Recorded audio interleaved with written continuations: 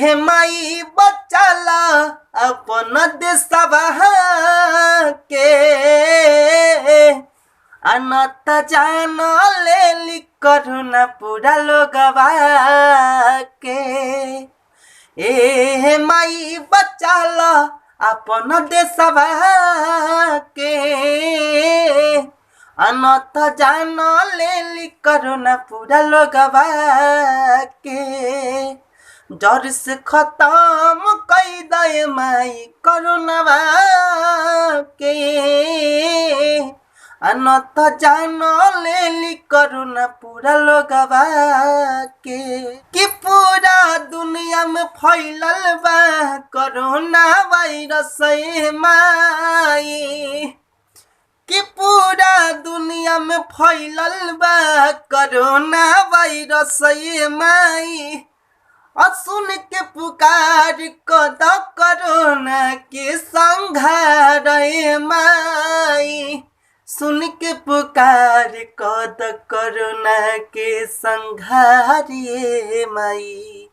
अजर से खत्म कही दे माई कोरोना के अनत जान ले कोरोना पूरा लोगवा के। न कवनो दवाई है माई के जड़ से हटाई। न कवनो दवाई है माई के जड़ से हटाई।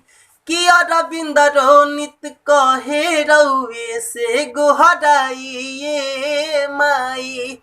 हे माई बचाला अपन देशवा के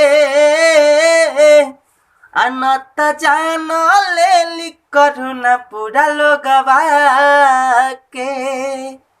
हे माई बचाला अपन देशवा के अनत जान ले करुणा पूरा लोगवा के। जर से खत्म कई दे माई कोरोना के अनत जान ले करुणा पूरा लोगवा के।